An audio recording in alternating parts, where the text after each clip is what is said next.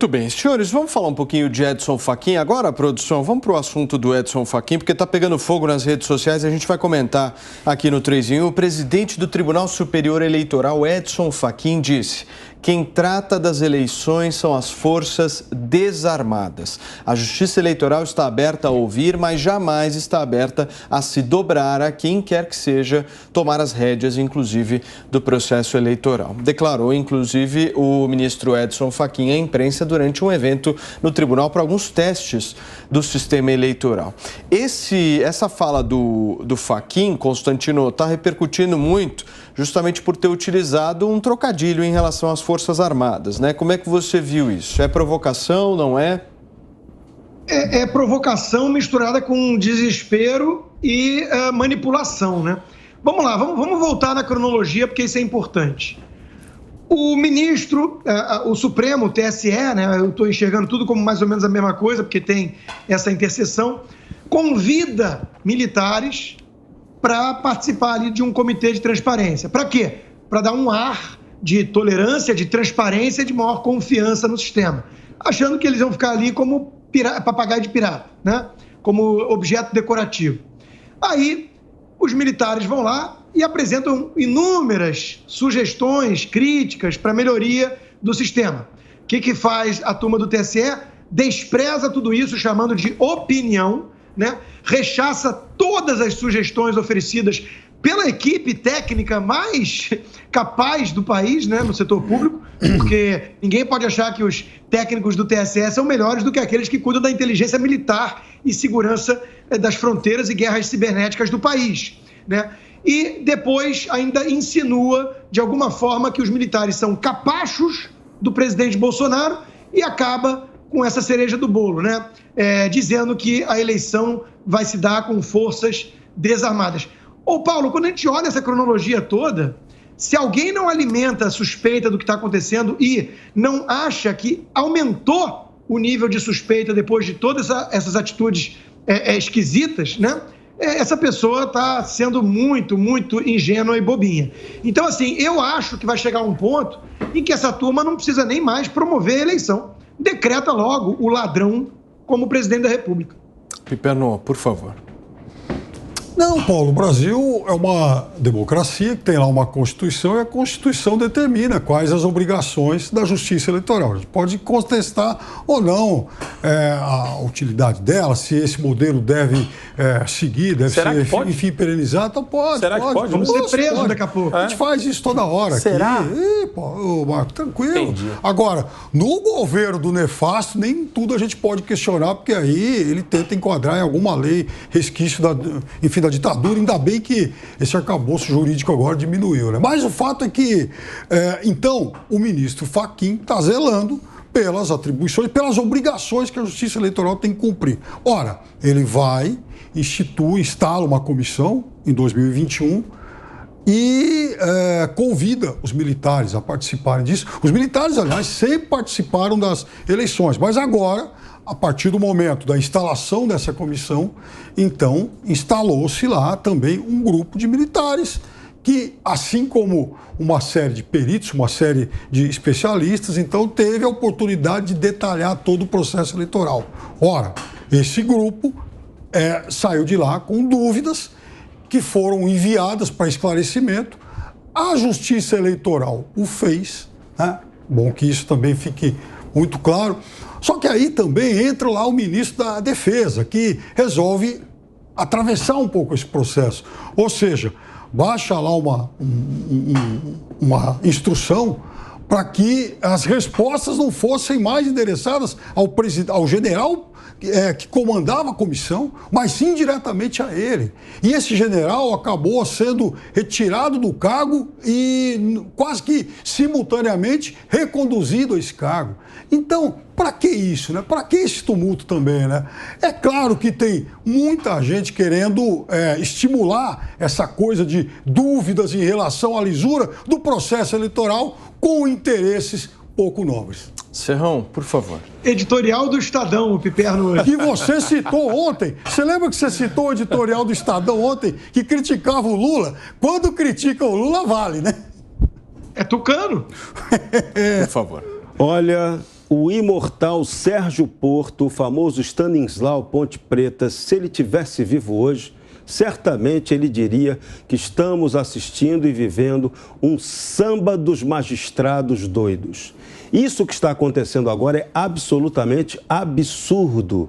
Está tendo uma guerra de narrativa que está sendo protagonizada por magistrados superiores que deveriam zelar pelo silêncio, pelo fechamento de boca, pela opinião apenas nos autos. Mas não, eles estão politizando uma questão que é muito séria, que é a politização indevida do processo do sufrágio universal, que no Brasil nos impuseram a urna eletrônica. Um grande avanço, eu digo, um grande avanço. Só que um grande avanço incompleto, porque o voto eletrônico tem que vir acompanhado de um sistema impresso do voto. Para quê? Para que você tenha a contagem pública do voto. Empatou o boletim da urna com a contagem pública, perfeito sistema, absolutamente seguro. O que aconteceu? Houve uma burrice ou covardia de parlamentares, junto com pressão espúria da Justiça Eleitoral e do próprio Supremo, vários magistrados fizeram isso, para que não fosse aprovada essa inovação, essa segurança, esse aprimoramento do voto eletrônico. Passou, já era. A regra para a eleição desse ano vai ter que ser baseada no que foi aprovado. Essa regra não dá para discutir agora. A gente tem que debatê-la, questioná-la como debate, mas ela vai ser a regra com que o jogo vai ter de ser jogado. Então, o momento agora é de concentrar, respeitar essa regra e se preparar, fazer uma grande mobilização com os políticos e com quem vai ser eleito, para a gente, na próxima legislatura, poder melhorar esse sistema. Esse é o debate legítimo, correto e justo que tem que ser feito e que está completamente coerente dentro do que está escrito no editorial da Jovem Pan, publicado hoje. Entrem lá no site da Jovem Pan, vejam o editorial do Grupo Jovem Pan e vocês verão que essa é a linha de raciocínio correta que tem que ser seguida politicamente. Chega de gerar polêmica inútil. Então, quando você vem, e eu vou no ponto, quando um ministro do Supremo e presidente do Tribunal Superior Eleitoral vem gerar política semântica, retórica semântica com militares, ele está prestando um desserviço à democracia. Nota -13 para o ministro que fez isso. Marco, o Fachin, além dessas declarações que a gente trouxe em relação às Forças Armadas, disse o seguinte: diálogo sim, colaboração sim, mas quem dá a palavra final é a Justiça Eleitoral. O que você acha? De novo, Paulo, a gente entra naquela velha discussão da Justiça Eleitoral brasileira ser, muito específica, ser ímpar. Ela destoa aí dos aparatos eleitorais ao redor do mundo. O que me incomoda aqui? O Congresso, ele muda, né? Então, a cada 4 anos, a cada 2 anos, na verdade, ele tem a mudança, você tem eleições novas, a cada 4 anos você tem a mudança estrutural toda que tem no Senado, no Congresso. Agora, o que me deixa, assim, um pouco meio estarrecido é você enxergar na Justiça Eleitoral os juízes, os magistrados que estão perenes lá. Forças Armadas é um órgão também que tem a sua estabilidade, que tem os seus postos aí preenchidos, e você tem esse processo cambiante do órgão político, que é o Congresso, né, do Senado e da Câmara. Então, os 513 deputados, 81 senadores que estão lá, se não são raposas, eles entram no TSE com raposas. Você tem raposas lá. Você tem o pessoal que é muito esperto, muito sagaz, muito manipulador. E eu acho que eles acabam sendo engolidos, viu, Serrão? Por essa força, por esse poder, por essa perenidade, pela vitaliciedade que tem no poder os ministros do Supremo Tribunal Federal. Então, eu ainda acho que existe uma pressão muito forte da Justiça Eleitoral, naturalmente já. E quando você coloca ainda esse ingrediente político de ativismo judicial do Supremo Tribunal Federal, mais os superpoderes do TSE, o que acaba acontecendo para qualquer pessoa que abre os olhos para isso é uma sensação de desconfiança. Eu naturalmente fico desconfiado. Eu falo, putz, Tem chabu aí no meio, tem coisa. Porque, pensa assim, Paulo, existe alguma renovação no Congresso, na Câmara. Aí chega lá o deputado. Primeiro mandato de deputado, o cara é bobo. Ele não conhece Brasília, ele não sabe as entranhas do poder. E o pessoal que está lá no TSE e o pessoal que está no Supremo Tribunal Federal já passaram 3, 4, às vezes 5, 6, 7 mandatos e estão lá. Então já passaram vários senadores, já passaram vários deputados por eles. Então é muito fácil engolir um senador novo, principalmente se ele não conhece como funciona a dinâmica de poder. Então, quando você tem, para terminar, um ministro como o Fachin fazendo um discurso político, e a gente vê o passado dele, o Piperno adora pegar o passado e as falas antigas das pessoas, e você vê que ele era um militante pró-Dilma, com um discurso radicalizado, defendendo MST, defendendo uma visão vetusta, arcaica, anacrônica da esquerda. E daí você vê que ele está falando agora, de novo, o mesmo discurso do PT de ameaça à democracia, e ele ainda começa a fazer proselitismo político sobre forças desarmadas. A única coisa que ele gera na população é desconfiança. É só isso. A grande contribuição dele tem que ser renomeado. Não é mais ministro do Supremo, é agente do caos. É um agente do caos. É só isso que ele quer. Pode nem acontecer. Pode nem ter problema de algum tipo de fraude, etc. Mas ele dá a entender que ele tem partido, que ele escolheu um lado. Muito bem, nós estamos ao vivo aqui na Jovem Pan News e são 5 horas e 42 minutos. Vamos continuar a nossa discussão aqui a respeito disso. Eu entendo a insatisfação, Marco, em relação aos ministros do Supremo Tribunal Federal, e não é só sua, muitos daqueles que estão nos assistindo também têm essa insatisfação e essa desconfiança. Mas há um Estado democrático de direito vigente no país. Como é que a gente preserva isso? Por favor. Sou Joe? Sim. Primeiro, eu acho que a melhor forma de você respeitar as instituições é trazendo propostas de reforma delas. Sinceramente, para mim, a pauta prioritária hoje no que se refere às instituições republicanas no Brasil é a reforma, uma PEC reformando a estrutura constitucional no que se refere aos poderes do Supremo. Não, sim, mas nós estamos já praticamente na metade de maio, a eleição é em outubro. Não vai dar tempo de fazer isso. Isso não vai acontecer. Mas se a gente está falando em democracia, os únicos avanços antidemocráticos que eu vi nos últimos 3 anos e meio foram do Supremo Tribunal Federal sobre Executivo e Legislativo.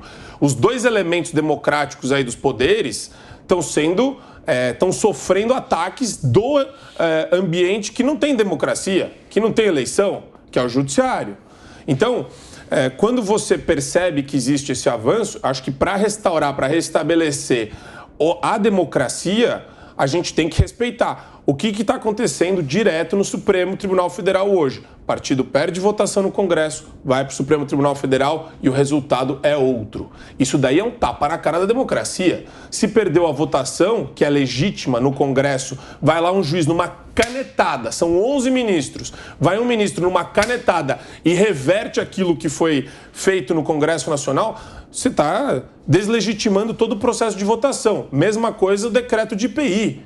Sabe, o presidente teve milhões de votos, ele deu o decreto, ele baixou o decreto, respeita o decreto. Como é que ele vai analisar por meio de uma DPF o teor do decreto, que é competência privativa do presidente? Então, avanço antidemocrático hoje é do judiciário. Piperno, como é que a gente preserva esse Estado democrático de direito? Cumprindo a Constituição. É óbvio que os ministros, os juízes também erram. Vou te dar um exemplo aqui muito fácil de ser assimilado, né? Em 2016, o ministro Gilmar Mendes proibiu o ex-presidente Lula de assumir uma vaga no Ministério da Dilma para poder, então, organizar a defesa da Dilma na questão do impeachment. E por que a Dilma fez o convite? Porque, obviamente, o Lula tinha imensamente mais trânsito lá no Congresso do que ela. Por sinal, ela muito incapaz politicamente, muito incompetente do ponto de vista político. Ele não. Aí acontece lá o episódio do Messias, o Gilmar Mendes vai e impede a posse do Lula.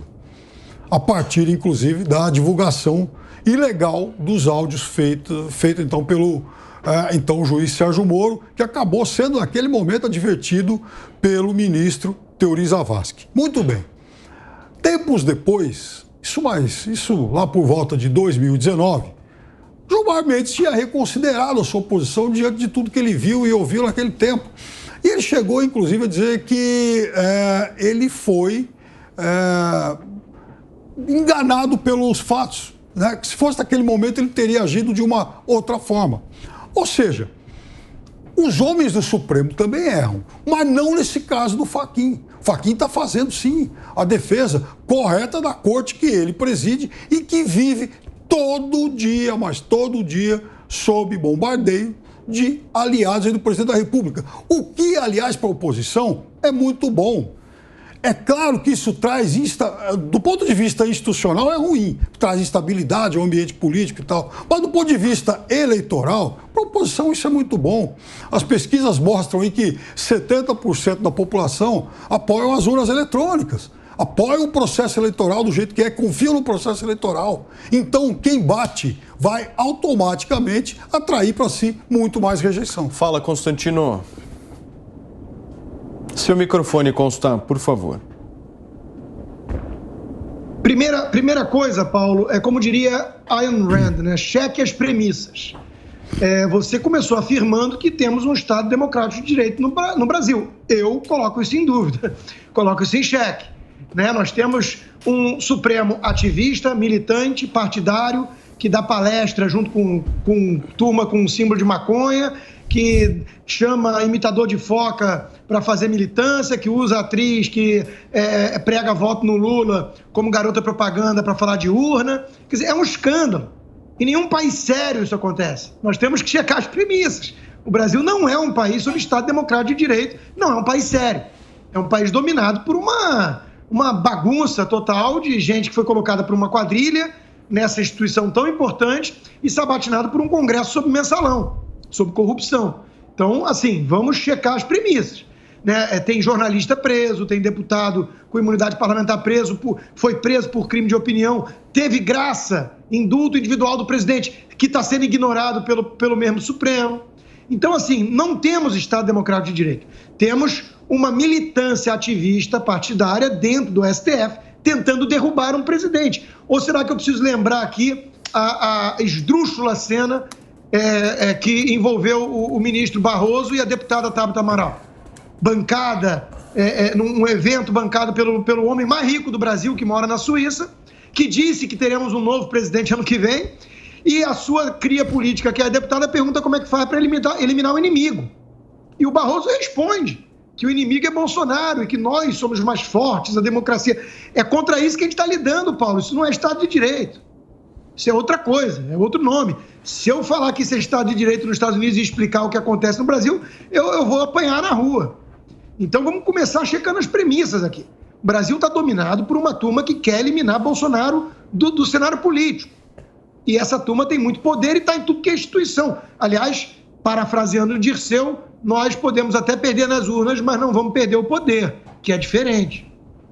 Então é disso que se trata. Aí a questão que surge é como é que resolve isso. Não é fazer que nem o Estadão Tucano, que disse o TSE tem a última palavra e ponto. E temos que dizer amém. E está chegando perto do momento em que pessoas questionarem a urna sacrossanta, que parece que virou cláusula pétrea, né? Vai dar prisão. Então vamos falar sério, isso não é coisa trivial que está acontecendo no Brasil. Eu fico revoltado com a tentativa de dar um ar de normalidade para tanto absurdo.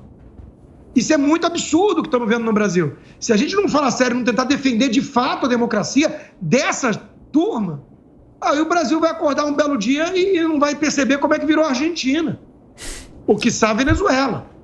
Então, assim, é coisa muito grave que a gente está vendo, é coisa muito grave no Brasil. Só isso. Eu só queria relatar que tem gente séria, Paulo, tem gente muito séria, como Ives Gandra Martins, que usa artigo 142, esse sim, constitucional. Ou não está na Constituição? Tem interpretações distintas, mas está lá. E ele estava na Constituinte. Tem interpretações distintas, 90 a 10. Minuto, Piperno. Eu acho que o ponto fundamental aqui da nossa discussão é o seguinte: críticas em relação ao Estado Democrático de Direito são legítimas e existem. A gente pode discordar de inúmeras ações, não estar satisfeito com algumas delas, achar que o Supremo Tribunal Federal não representa a população. Esse não é o tom certo. Esse eu não é o ponto. estou insatisfeito com decisões do Supremo. Esse é o ponto. Eu estou escancarando o absurdo Antes que de estamos qualquer vivendo. coisa, existe uma coisa chamada soberania popular do voto. E a gente precisa preservar isso de todas as formas. Se a gente não preservar a soberania popular, a oportunidade das pessoas depositarem o seu voto, Constantino. Nós não podemos que forças armadas comandem processo. É o povo quem tem que decidir. Se o povo quer Lula, vai votar no Lula. Se o povo quer Bolsonaro, vai votar no Bolsonaro. Quem disse que a urna eletrônica que temos... o voto em primeiro lugar. Mas quem disse que a urna eletrônica que temos garante isso que você está falando? Mas é o sistema em que nós temos há décadas no Brasil e que nos levou até aqui e que elegeu o Bolsonaro. Não, mas essa defesa precisa ser feita. Nunca vimos Nós não podemos descredibilizar, não podemos descredibilizar a urna, nem muito menos o sistema eleitoral. Eu compreendo a insatisfação, mas este é o processo que nós temos pela frente. Quando eu tiver liberdade, eu posso sim. Este é o processo que nós temos pela frente. Tudo bem, Paulo, se você confia, parabéns, Paulo. Eu não confio. Exato. Eu posso preservar de tudo. Eu entendo, Constantino, mas é o processo que nós teremos. Você vai ter oportunidade de votar, eu vou ter oportunidade de votar, e não as Forças Armadas de dizer o que tem que fazer. Mas as Forças Armadas, elas fazem... Mas, Paulo, as Forças Armadas fazem parte... Nem a Justiça Eleitoral tem que impor nada. Não, veja bem, as Forças Armadas fazem parte de uma comissão a convite do próprio TSE e agora estão sendo politicamente descredibilizadas pelo próprio TSE. O que o Constantino está falando, e a gente já repercutiu aqui, é essa esquizofrenia ridícula. Quer dizer, não dá para você agora começar a falar, não, elas não podem ter qualquer interferência. Elas estão lá exatamente para promover um diálogo institucional, maior transparência, recomendações, como qualquer outra entidade. Agora, esse ar de medo das Forças Armadas fica dando aso à narrativa do ovo da serpente aqui do meu lado. E essa narrativa, para mim, é totalmente ilusória. E para qualquer pessoa. Você está mais bolsonarista que a minha. Serrão, por favor, falta o seu comentário a respeito da fala do Edson. Esse é exatamente o ponto. Temos que defender a nossa liberdade. E o ponto principal para fazer isso é romper com o Estado cleptocrático que tem relativizado o respeito ao direito no Brasil. Aqui temos que entrar na legalidade, o respeito à lei, respeito à Constituição, respeito à implantação do Estado de Direito. Só assim a gente vai conseguir construir uma democracia de verdade no Brasil. O povo tem que ter direito a mandar diretamente por ele ou através de seus representantes, como está lá escrito na Constituição. Então, não cabe nenhum poder pode tentar interferir nessa iniciativa do exercício da liberdade. E, lamentavelmente, é isso que vem acontecendo de maneira perigosa no Brasil e nós temos que repudiar isso de maneira peremptória. Marco. Paulo, eu vejo de novo os avanços que acontecem, a defesa da democracia. Tem que ilustrar isso daí. É a mesma coisa que eu pegar um bastão, dar na sua cabeça e falar, Paulo, você é um fascista. Entendeu? É exatamente isso que está acontecendo. O fascista está se auto-intitulando de antifascista, agindo de maneira fascistoide. É a mesma coisa. Você tem um poder, abusando do seu poder, falando que potencialmente o outro poder pode abusar do seu poder. Então a gente está numa situação esdrúxula. Enquanto a gente não resolve esse problema não só semântico, mas até manipulativo da mídia que fica dando aso a essa narrativa, a população fica sendo enganada o tempo todo. Muito bem. Piperno, 30 segundos e em seguida o Constantino. Olha, Paulo, desde que começou esse governo, filho do presidente, falando da história do cabo e o soldado para tomar conta do STF, até ações aí do próprio presidente da República, incitando aí as suas bases contra poderes, isso não é discurso, não, isso aconteceu mais de uma vez. Então, esse assunto ele foi reinserido no nosso dia a dia. Isso é tudo discurso. Infelizmente, desde que começou o nosso período de redemocratização. Muito bem. Consta, dá para fechar.